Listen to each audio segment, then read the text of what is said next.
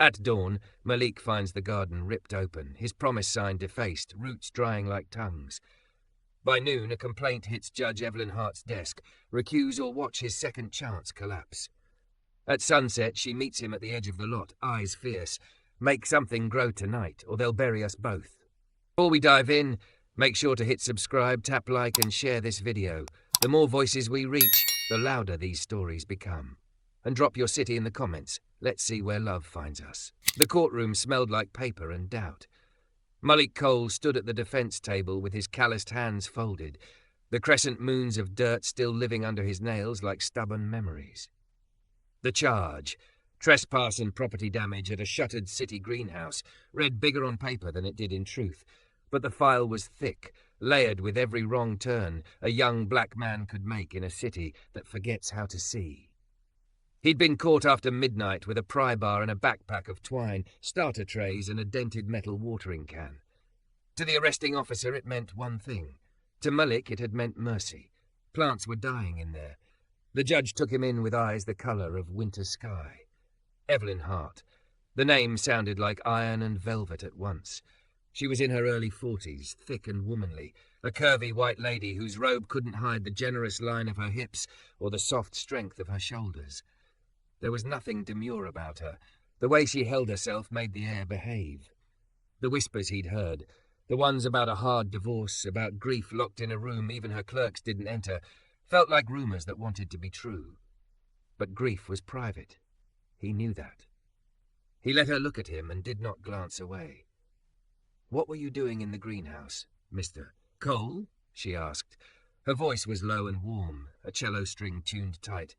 The prosecutor had already recommended 60 days and a fine he couldn't pay. The public defender had whispered, "We can ask for probation," which was a kindness but not a story. "Watering," Malik said. "I know how that sounds." "Explain it so it sounds like the truth." He breathed in, tasted dust and ink. "They shut it down months ago. City budget.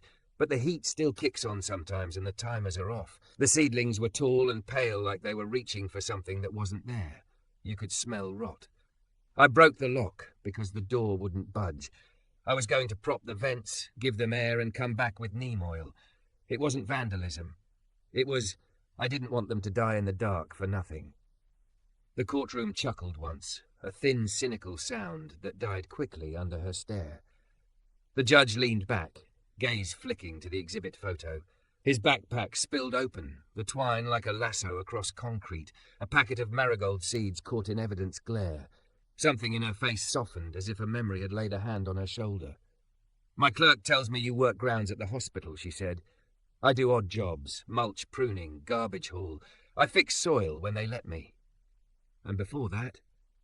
He thought of hands not his own, guiding his on a trowel, the way his grandmother used to tap the rim of a clay pot like a bell and say, "Soil is a held breath. You let it out, and it becomes a song." He thought of the night she died and how the spider plant she'd kept on the fridge folded in on itself like it was doing what he couldn't. He thought of all the places he'd slept since then. He kept it simple. "Before that I was trying to keep my head down and not starve." The prosecutor rose, his tie loud enough to be a siren. "Your Honour, sentimental as this is, he broke and entered after midnight. If every trespasser gets to audition their conscience, we'll need a bigger calendar." "Sit, counsel," she said, and he did. The bailiff's mouth twitched. Even the fluorescent lights seemed to hum more quietly when she asked. She was studying the photograph again, but not the backpack. Her gaze had snagged on the marigold packet the way a heart snags on an old song. "Mr. Cole," she said, "do you think things can grow where they shouldn't?" He tilted his head. "They already do. Crack in the concrete? Give it a week and a dandelion will wave like a tiny flag." "And if I asked you to prove it?" "That depends on the soil," he said before he could stop himself, "and if someone's willing to care for it." Silence folded the room. She took it in, let it steep, then spoke to the record like a woman tying a ribbon on a decision. "I don't like sending people to jail for wanting to help the wrong way," she said. "I don't like giving passes either, when the law is an unlocked door for people who know how to push it. So here is what I'm going to do." Malik felt his shoulders tense. His public defender made a small sound, either prayer or panic. Across the aisle, the prosecutor's pen froze in the air. "On the south side of this courthouse there's a dead lot," Judge Hart said. "It's a rectangle of baked clay and cigarette ends, where dust collects into drifts and nothing keeps its colour. The city has tried sod there 3 times since I took this bench. It dies of indifference.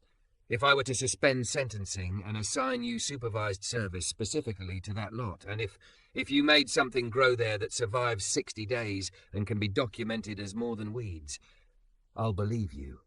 I'll believe you were watering, not breaking. I'll fine you court costs and dismiss the rest." The words fell like rain on scorched ground and sizzled as they sank in. The prosecutor jumped up. "Your Honour, that is legal," she said, "and mine to determine." "What counts as more than weeds?" the public defender asked, practical through his shock. The judge's mouth curved. "A design. Intention you can see. Pollinators if he's the man, he says. Soil improved, not merely disturbed. Something that makes people pause before they drop a wrapper there. The city will provide no funds. Mr. Cole will not solicit donations in the court's name. He will use what he can legally acquire or salvage. He will not trespass anywhere to obtain materials. He will check in weekly. Officer D'Amico will supervise." She looked back to Malik. "And you will start with permission, not burglary. Can you do that?" He didn't trust his voice. He nodded, then said, "Yes, Your Honour." She studied him one more time, gaze steadier now, like the measure before a piece of music begins. "I grew up in a place where the only green we had came out of glass bottles," she said quietly, and only he heard the confession buried there. "Someone taught me you can change a street by changing 1 yard. Make something grow, Mr. Cole," she said, words soft but edged. "Make something grow and I'll believe." The gavel was a soft tap, not a thunderclap. Court moved on, louder and smaller, and it was over before Malik had learned what to do with his hands. His public defender squeezed his shoulder with a relieved laugh. "You just got the strangest miracle I've seen all year." Outside the courthouse steps were a chute for other people's problems. Malik stood at the bottom and looked to the south side. He knew the lot. Everybody did. Nothing lived there but cigarette ghosts and the rumour of dog mess. The soil was bad, a mean orange-brown that baked into pottery and turned to slick mud when it rained. Back when he used to sweep leaves on this block for $5 and a sandwich, he'd dreamed of that lot like a dare. Officer D'Amico met him there, a man with forearms like rolled towels and the steady eyes of somebody who'd seen more than he said. "You the gardener?" he huffed. "Depends who's asking." "City of Denial," D'Amico said dryly, then stuck out a hand. "Call me Lou. I don't babysit." "I observe. If you violate the terms, I file. If you don't, we shake hands in 2 months and I forget your name in a good way. You need me to unlock anything?"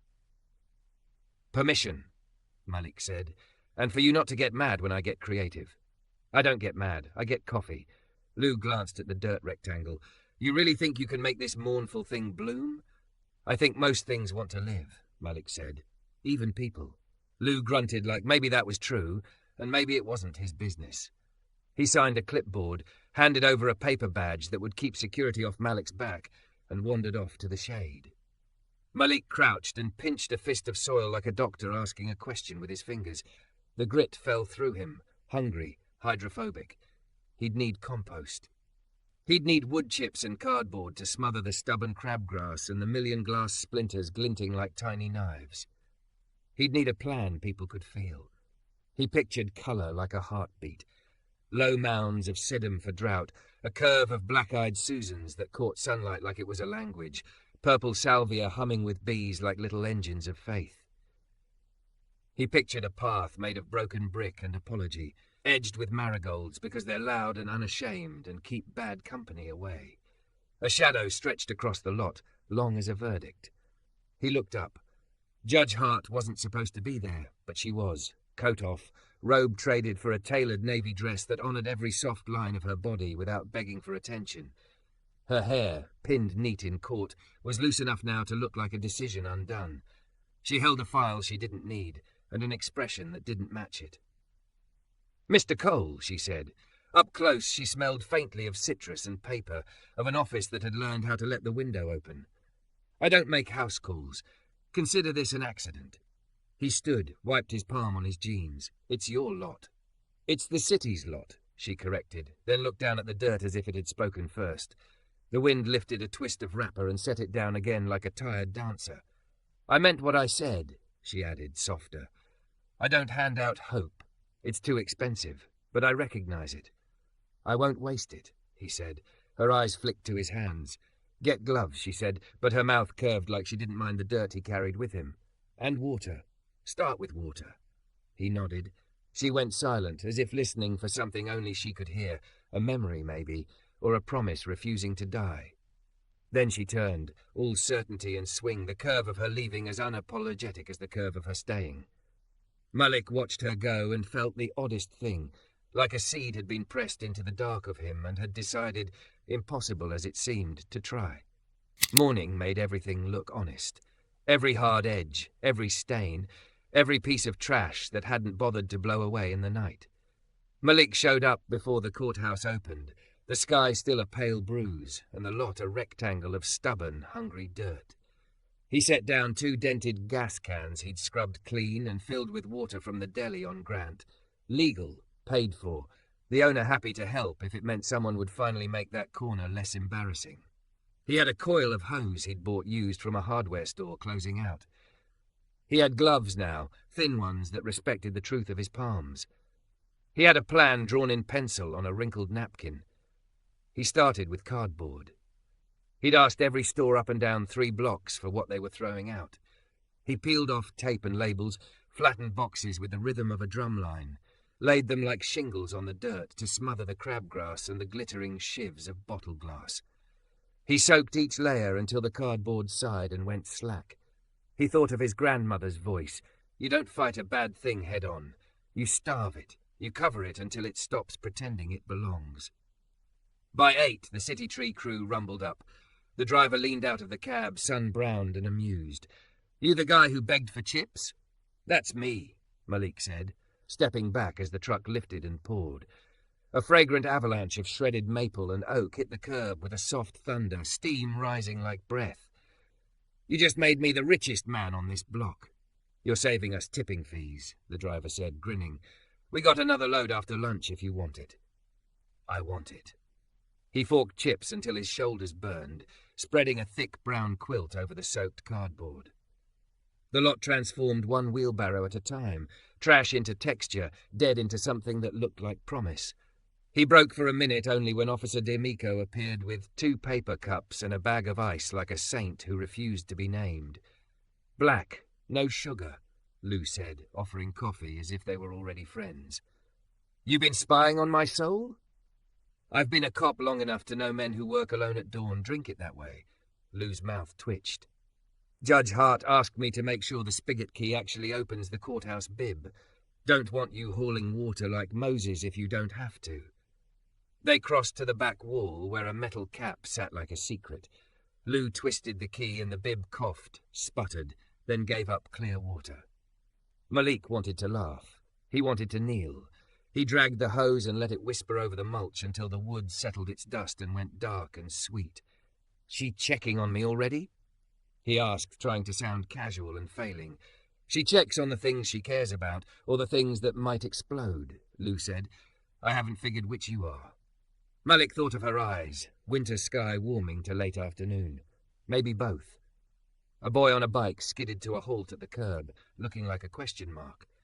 You planting a forest? He asked, suspicion masking interest. Not today, Malik said. Today we're making a bed. Tomorrow we'll wake it up. My mom says weeds grow fine without help, the boy said. Your mom's right, Malik answered. But flowers remind people they're allowed to be kind. The boy smirked, then dismounted and thunked down his kickstand. I'm Devi, he said. Can I use that rake? Only if you don't try to sword fight the mulch. By lunch, 3 kids and a retired mail carrier had drifted into the work as if they'd always been planning to be useful that morning. They made jokes about earthworms and the way sweat finds its own weather. Malik watched them, the way they stood a little taller when the long dead space stopped being a dumping ground and started being theirs. Up on the 4th floor, Evelyn Hart watched too. She hadn't meant to. Work waited in neat stacks. Motions, sentencings, a custody matter that had kept her awake with its tiny, sharp cruelty. But the window in her chambers framed the lot like a photograph, and the shape of the man in it pulled at her like a tide. He had shoulders made honest by labour, a back that refused to curl to burden. His T-shirt was old and clean, the hem darkening where water kissed it. He moved like someone who'd learned rhythm from things that don't have voices. Her phone buzzed, a text from her ex-husband, one she didn't want, about a property she no longer thought about. She set the phone face down and took another look at the lot below. A memory rose without permission. Her mother's hips as she bent over a half-barrel planter in the old apartment courtyard, thighs strong, soft waist generous and unapologetic, hands in soil as if speaking a first language. They hadn't had much. They had marigolds and basil, and sometimes in late August, tomatoes that tasted like victory. Her mother would tuck damp hair behind her ear and say, "People think survival is steel. It's actually tenderness you refuse to hide." Evelyn blinked and the courthouse returned. She smoothed her dress over the curve of her hip and told herself she was only checking the spigot worked, that city property couldn't be wasted.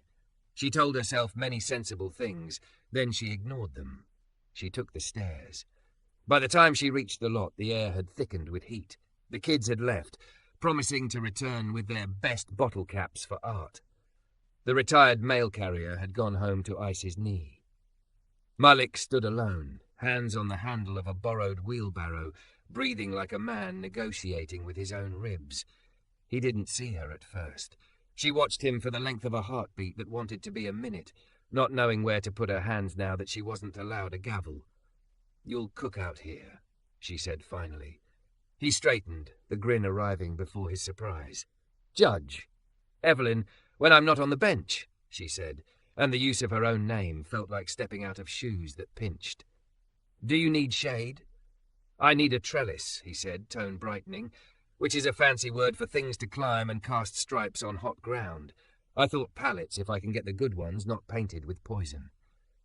"I sign off on deliveries all week," she said. "Let me ask the clerk if any clean skids are bound for trash." "You can't?" "I can drag a pallet 40 feet without violating any statute," she said, smiling with a warning in it. "And I'm not in your chain of custody. I'm a neighbour." He swallowed whatever refusal he thought decorum demanded. "Thank you," he said, meaning it like a vow. She bent without ceremony and began pulling shards of glass from the mulch, cheap beer fossils that caught the sun. He flinched and offered gloves. "You'll cut your hands." "I've done worse to them in this job," she said, tugging the glove on anyway. Up close, he smelled like cedar and sweat and something green imagining itself.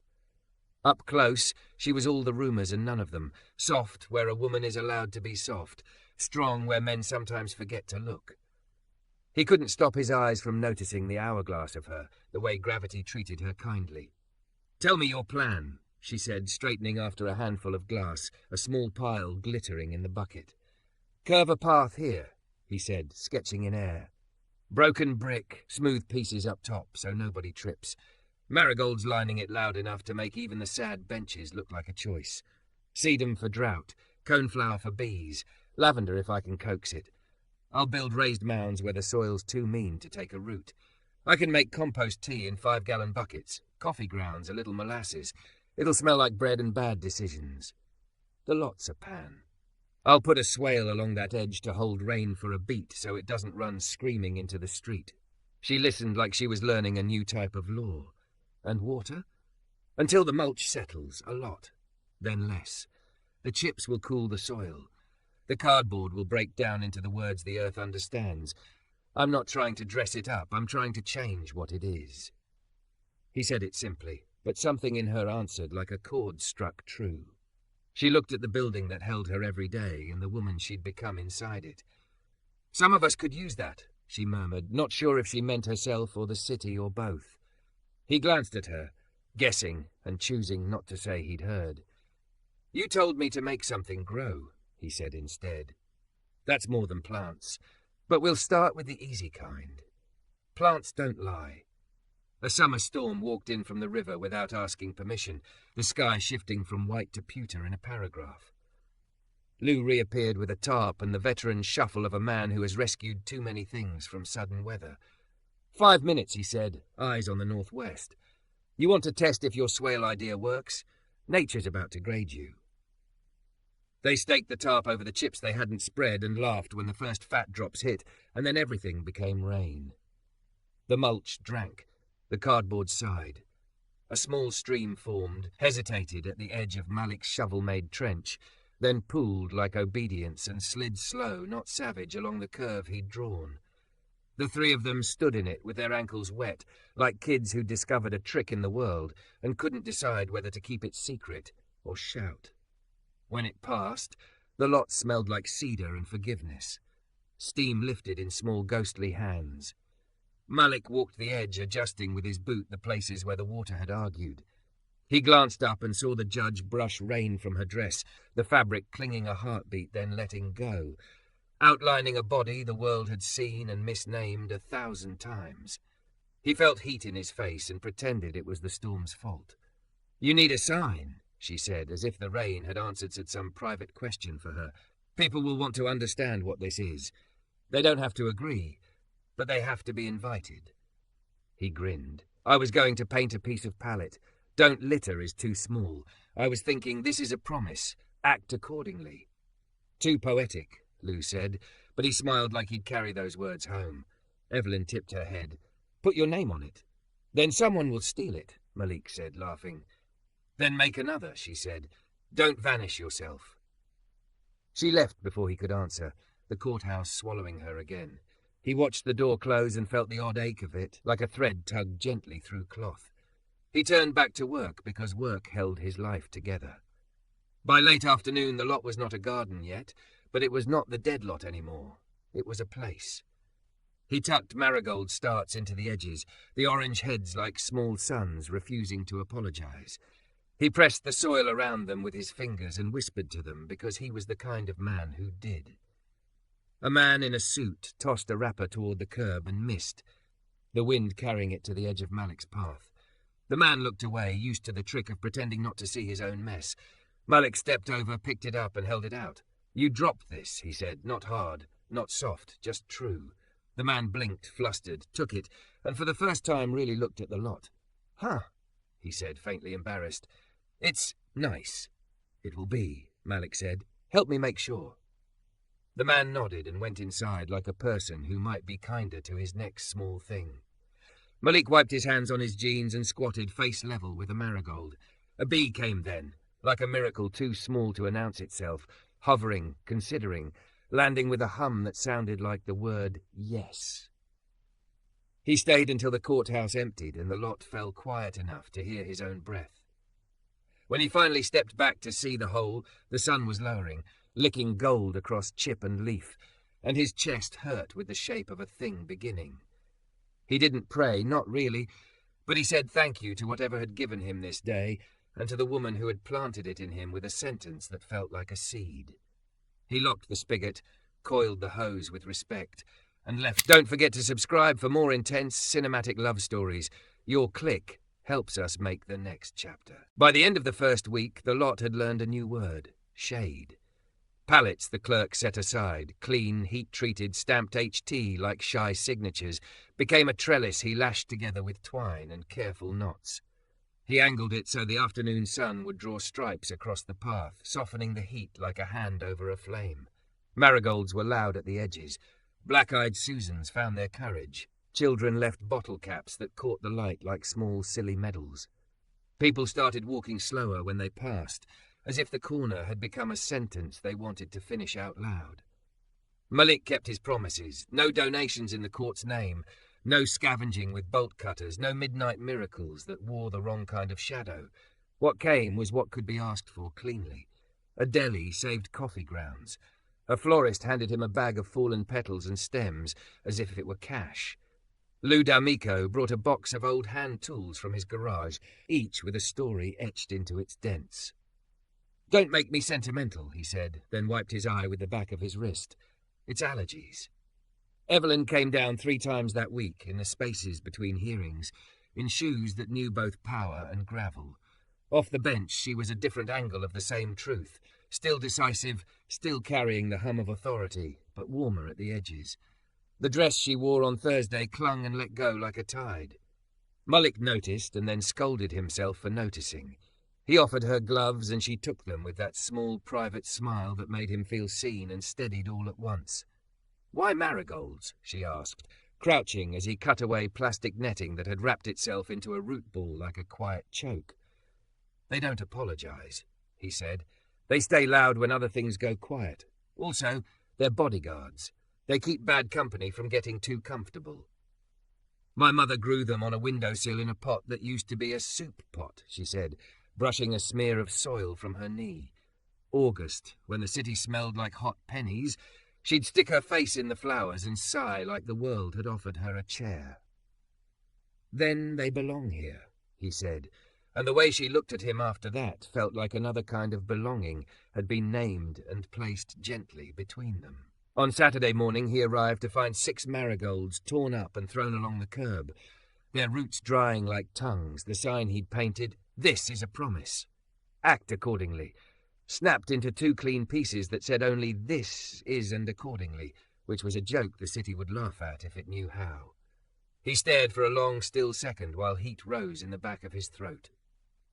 He lowered himself to his knees and began replanting the survivors with the tenderness he gave to things that had been badly handled.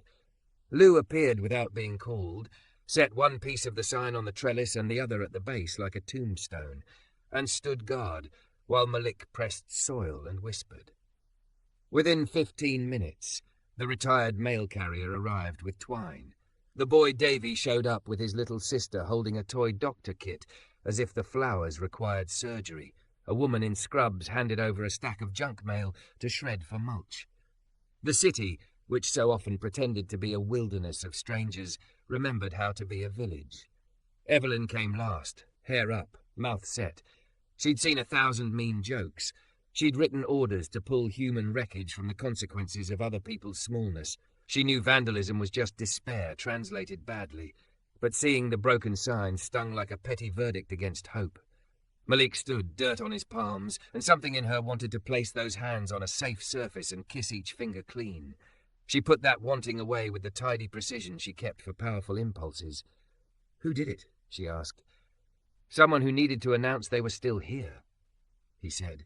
"We'll outlast it." "You always talk like that," Lou said, trying not to smile. "When I'm tired," Mullick said. Evelyn exhaled slowly, a leak of anger escaping. "I can request a patrol," she said, "and teach some kid that cops circle a garden but not his block." Mullick shook his head. "Save it for if the trend continues. Let me respond with more flowers. That's the only sermon that sticks." He made another sign, same words, thicker board screws instead of nails.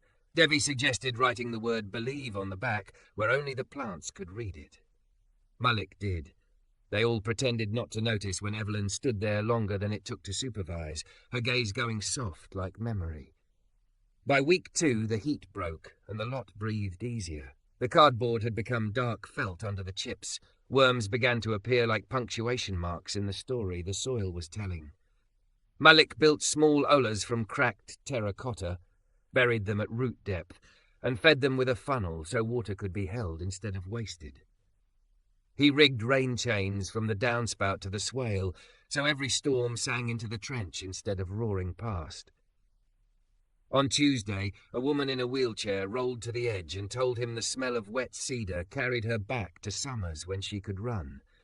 He listened as if the story were a plant he could water. He learned people open around growing things the way morning glories find what to climb. Then the prosecutor filed a motion. It landed in Evelyn's inbox like a stone.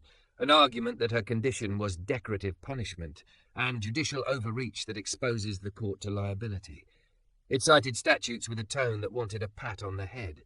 It named Mullick as a risk, the lot as a public hazard, the project as a vanity softened by mulch. She read it twice, cheeks warming with a fury she wore rarely and carefully. She had expected pushback. The prosecutor liked his boxes and disliked being surprised, but she had not expected the condescension dressed up as law. She could have ruled from chambers, easily, quietly. Instead, she set it for hearing. She wanted sunlight on the argument. She wanted to hear the city say out loud that hope was a hazard. The morning of the hearing, Mullick wore a clean shirt and washed the grittiness from under his nails until his fingertips went pink. He sat at the back, hat tucked between his knees, listening to strangers talk about him like he was both allegory and threat. The prosecutor used words like precedent and liability in a rhythm meant to sound like sense. Lou testified without adornment. The bib was locked nightly. There had been no injuries. Mr. Cole complied with every condition. The only disturbance had been a vandalism, which the community remedied by, he glanced at the judge, planting more loud flowers. "Are bees a liability?" the prosecutor asked, as if he had cornered a dangerous truth. "Breathing is," Lou said. Evelyn asked her questions in a voice crisp enough to cut. "Counsellor, what remedy are you proposing? Traditional probation or a brief custodial sentence to avoid the appearance of gardening as sanction," he said, the last 3 words slick with disdain. "And if the garden survives and improves public behaviour. That is policy, not punishment. Or it is rehabilitation," she said softly, and in the hush after that word the room remembered what courts were for. She turned to Malik. "Mr. Cole, stand." He did. He kept his eyes on hers and not on the gallery, where a dozen small kindnesses had taken seats.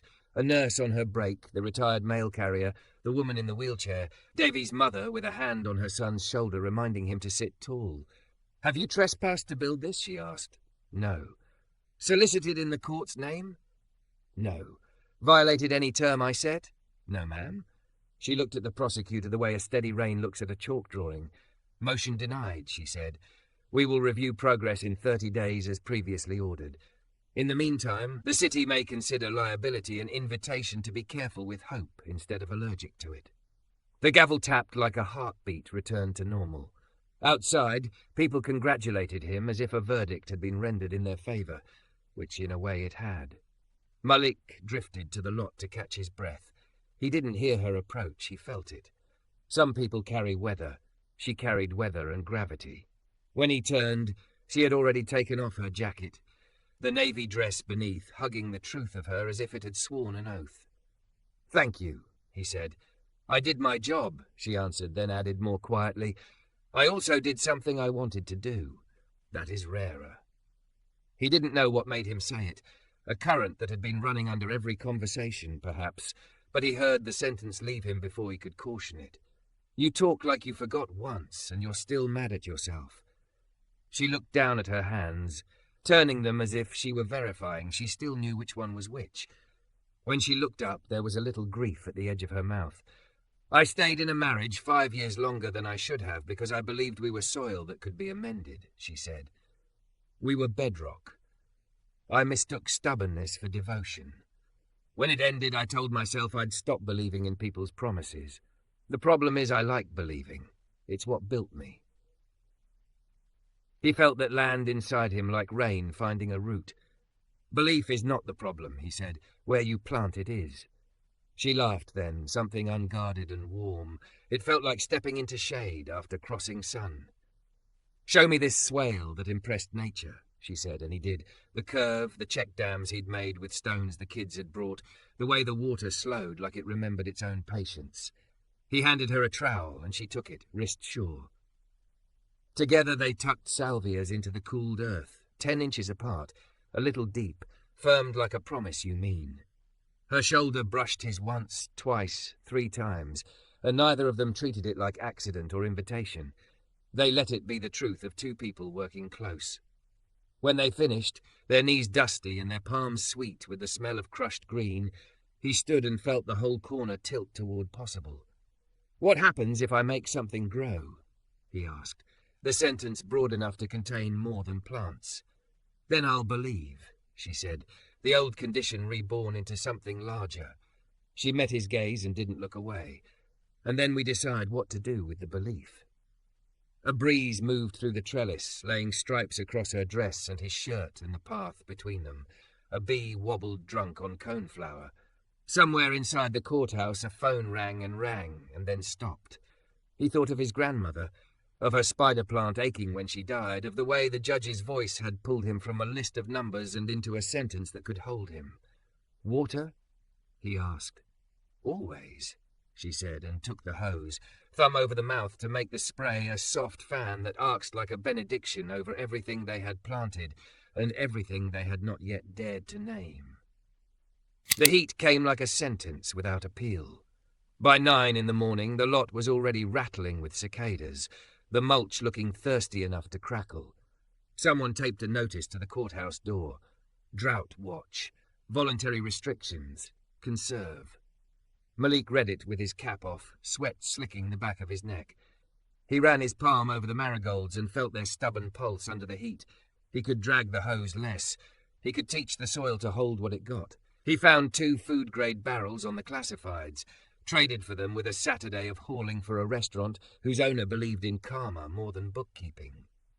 He rigged them beneath the downspout with improvised screens so the city's dust wouldn't ride the first rain into his stash.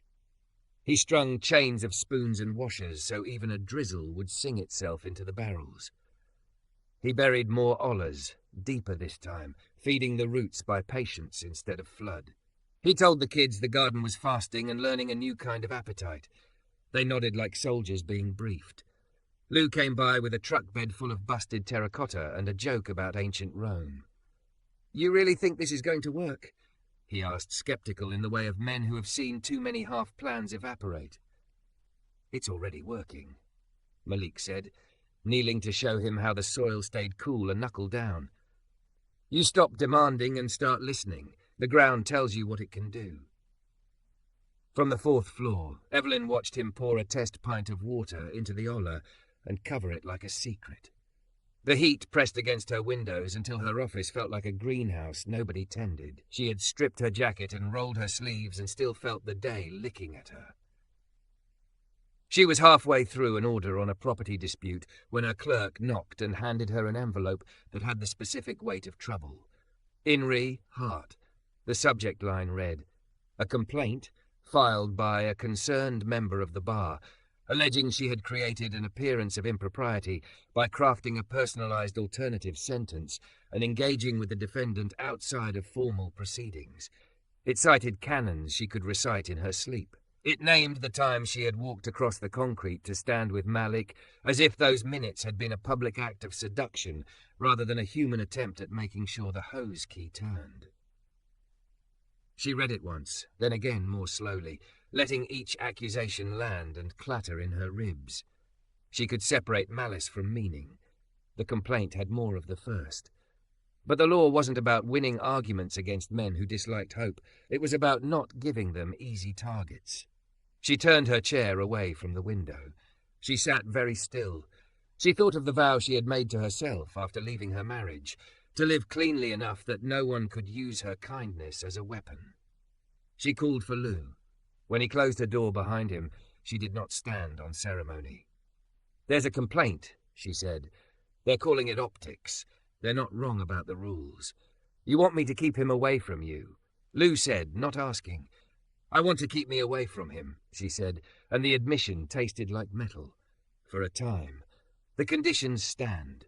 The project stands. I will review on the record, but I won't go down there to pull glass from the mulch or hold the other end of a trellis board. No more pallets carried on lunch breaks. No more proximity that could be rehearsed against us." He nodded slowly, seeing the cost in her throat and the set of her mouth. "I'll tell him." "I'll tell him," she said quickly, then stopped herself. "No, you're right. It should come from me, and it also shouldn't. You see the problem." She exhaled. "Tell him, please. Tell him it's not punishment. Tell him it's the watering schedule for something fragile." Lou found Malik adjusting the angle of the trellis for afternoon shade and gave him the short version. Malik listened without interrupting, only his hands betraying the restlessness he kept out of his face. "She's protecting the work," Lou said. "I know," Malik said, and he did, but it still felt like a door locking from the other side. He thought of how her shoulder had brushed his, the accidental courage of it. He thought of the way she listened to instructions about swales as if they were poetry with consequences. He nodded at the barrels. "Then we build a system that doesn't need watching." That night, just past dusk, someone came through with a can of spray paint and turned the sign into an ugly sentence that tried to erase Malik in 2 words. They didn't write the word. They wrote the venom of it. He found it at dawn, black dripping down the wood like a cheap shadow. He stared until the anger turned into something steadier, a decision not to give that hand the dignity of dictating the day. He took the sign down and sanded until the letters were ghosts. Devi and 3 kids from the block painted over the board in slow strokes. They kept the old words and added a new one at the bottom. Still. This is a promise. Act accordingly. Still. He didn't put his name on it again. He carved a tiny B into the corner, a private sigil, and let that be enough. The heat pressed on. The barrels stayed half full, as if faith had volume. The marigolds kept singing. The salvias held their vertical blue like notes you can't shake out of your head. On the 12th morning, without measurable rain, Evelyn came in early to miss the elevator murmurs. She thought she would slip to her office without looking out the window, and then she didn't. The lot was greener than it had any right to be. She felt, against her will and her caution, pride. She also felt the ache of not walking down there, not taking the second cup in her hand and offering it to him like an inside joke. Her clerk poked his head in. "Ma'am, the commission asked for your written response by Friday," he said, then added carefully, "and you've got media inquiries too." She almost laughed. "About what?" "About hope," he said, sheepish. "A local blog wrote it up. They called it a sentence that blooms. They spelled your name right." She sat back and let the phrase loosen something she'd cinched too tight. A sentence that blooms. She would answer the commission with the dry clarity it required. She would not let cheap attention set the terms. But she let herself feel for 5 seconds the image. A punishment that grew shade. A consequence that tasted like basil. A second chance with roots. Late that afternoon, a water main broke 3 blocks away and the courthouse lost pressure. The spigot went dead with a cough. Malik stood holding a useless hose and laughed once, not because it was funny, but because the day had decided to test the thesis. Lou came out with 2 cases of bottled water he'd bought on his way back from lunch and set them like a dare. "This against policy?"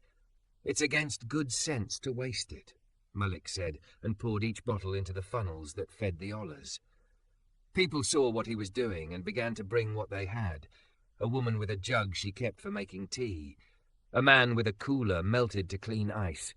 A kid with a water gun who solemnly emptied it into the dirt. He showed them where to pour so nothing would be squandered, and he thanked each like they had handed him a day. Toward evening, when the heat finally began to back down, Evelyn walked out the side entrance and paused at the edge of the lot without stepping in. She was out of robes, and the hour had gentled her, but the line she held between herself and the project was visible. Malik saw her and didn't move toward her. He met her where she was, 2 feet of air and the length of a rule between them. "I heard about the complaint," he said. "I filed my answer," she said, "and I have to be a window, not a door for a while." He thought about that. "Windows save people," he said. "They let them see what they didn't know they wanted." "You always do that?" she asked, the smallest smile finding her despite herself. "Turn what hurts into something that holds. I was raised by a woman who could make soup out of despair," he said. "I learned early that alchemy is mostly patience." She looked at his hands, at the dirt that lived under his nails like a credential. She wanted to tell him that distance wasn't the opposite of care, that sometimes it was the way you protected it. Instead, she said, "You're 2 weeks from the 30-day review." "And a long way from a harvest," he said. "Harvest is not a date," she said, surprising herself. "It's a decision." She didn't cross the boundary. He didn't ask her to. He lifted a jug and poured into the funnel, and they watched the water disappear together, as if it were a magic trick anyone could perform with a little faith. A breeze stumbled across the lot and cooled the backs of their wrists. For a moment she felt something inside her blink awake like a light bulb that had been off so long it had forgotten how to glow without humming. She didn't name it. She saved it. The next morning the water came back with a metallic shudder that tasted like pennies, and rain came at last, not a storm, but a steady yes. It ran down the chains and into the barrels and into the ground's quiet mouth. The coneflowers unfurled like small flags, deciding which way to face. A butterfly worked the length of the path, as if checking whether the promise had kept. Evelyn stood at her window and pressed her palm to the glass. She'd thought second chances were for other people, for those who hadn't used theirs up on a marriage that made her smaller in the name of staying. But the lot below was arguing with her in colour. Maybe second chances grow if you tend the soil and not the story. Maybe you don't deserve them. Maybe you cultivate them anyway until they stop being a question and start being shade. She picked up her pen and wrote the order for the review hearing. The date, the time, the narrow questions of compliance. Then, under the line where she always wrote her name with a calm hand, she added one sentence she had never used before and would have to explain if anyone asked. The court will inspect the site personally, on the record. If she could not be a neighbour, she could be a judge who refused to mail this part in. She could walk the path like any citizen, eyes open, heart steadied, rules observed. Outside, Malik lifted his face into the rain and closed his eyes. She did the same, separated by stories and glass and rules and the length of a city that was learning, in humid, stubborn air, what could grow where it shouldn't. The 30-day review landed on a morning that smelled like cooled iron after rain.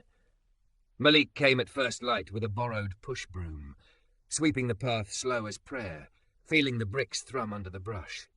The marigolds were immodest and alive. The salvias kept their blue spines like a chorus. The coneflowers tilted their paprika hearts toward whatever looked like daylight. The barrels were half full, the chains clicking gentle. He knelt by an ola and topped it off, listening to the earth drink. With a stick, he wrote one word in the damp mulch where only he would see it, until the wind rearranged the sentence. Believe. By 9, the courthouse had put on its public face.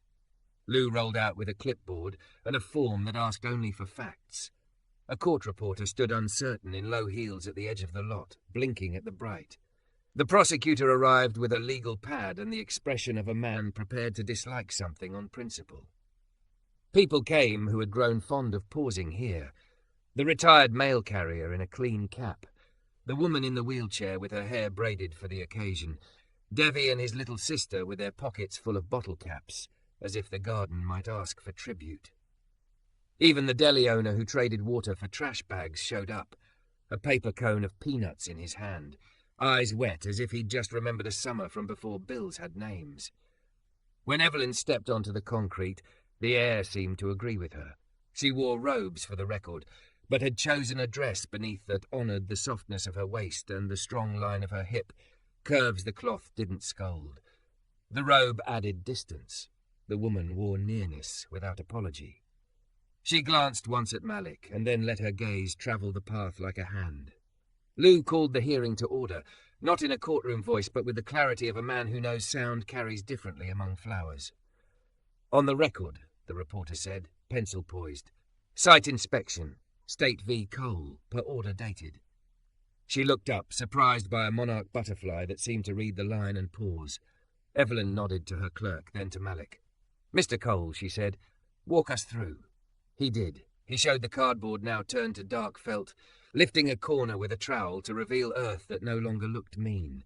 He spoke of water held instead of wasted, of swales that slowed a storm into a lesson. He touched the trellis like gratitude and named the plants as if introducing old friends. He didn't hurry. He didn't sell. He simply told the truth in the order the truth wanted. Pollinators? She asked. As if cued, a bee went drunk on coneflower and a swallowtail floated through like punctuation. Davy's sister raised her hand in case the court needed child testimony. They come all the time, she said solemnly. My mom says they're like tiny judges who don't talk much. Laughter loosened the gallery. The prosecutor cleared his throat as if to call everyone back to seriousness. Your Honour, whether or not this, he gestured, failing to find a dismissive noun, attracts insects is not the legal question. Liability, precedent. Evelyn lifted a palm and the argument softened like bread under warm water. She crouched, robe puddling, and pressed her thumb into the soil a knuckle deep. When she stood, she spoke to the record and to the humans who needed more than a transcript. I set 4 conditions, she said, voice low enough to make people lean closer. Intention visible, soil improved, pollinators present, behaviour changed. She looked at the brick path where not a single wrapper rested. She looked at the retired mail carrier who had once confessed to cutting across this lot to save a minute and now took the path on principle. She looked at the woman in the wheelchair who had told Malik how cedar smelled like running. This corner is no longer indifferent, she said. It is tended. It teaches tending. The prosecutor tried again, softer for having been heard. And the defendant? Complied, Lou said, crisp. No incidents except vandalism. No trespass to obtain materials. No fundraising in the court's name. Nightly lock respected. Community involvement recorded, not orchestrated. Evelyn let the sentences settle. Then she turned to Malik and the reporter took her cue, lifting her pencil like a camera. Mr. Cole, she said, and he felt the first day arrive again, the weight of her attention, the shape of a life turning. When this began, I told you, make something grow and I'll believe. She let the pause be exactly as long as it needed. I believe. The court finds the conditions satisfied. Sentencing is suspended indefinitely.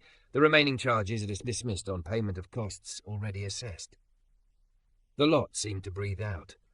The woman in the wheelchair wiped her eyes and didn't apologize. Devi executed a celebratory hop that looked illegal in 3 states. The deli owner exhaled like a man who'd been bracing against a bill. Lou grinned without moving his mouth. The prosecutor made a note and, to his credit, did not scowl at joy. Evelyn wasn't finished. On the record, she added, this site will be placed under a simple stewardship agreement with the City Parks Department within 60 days. Mr. Cole may propose a volunteer rota. The court is not a gardening agency, but it is not allergic to proof that care rehabilitates. She closed the file, a soft sound that felt like rain at a window. We're adjourned. People cheered as if it were a wedding and a graduation and an overdue repair all at once. Malik felt a quiet in his chest that made noise unnecessary. He shook Lou's hand and the deli owner's. The retired mail carrier told him the path had cured his habit of taking shortcuts. Devi's sister presented a bottle cap with a bee on it, as if knighting the garden. He thanked them until thank you felt like a river he could walk along for miles. When the crowd thinned, the lot found its ordinary volume again. Evelyn stood at the edge in her robe like a shoreline and did not cross. He met her there, as he had promised himself he would, honouring the line she held without letting it break him. Congratulations, she said. It was colder in certain rooms to congratulate a man for avoiding a cell when he should have avoided a charge. But she made the word mean what it should. Well done on the making, not merely the not being caged. You risked something, he said.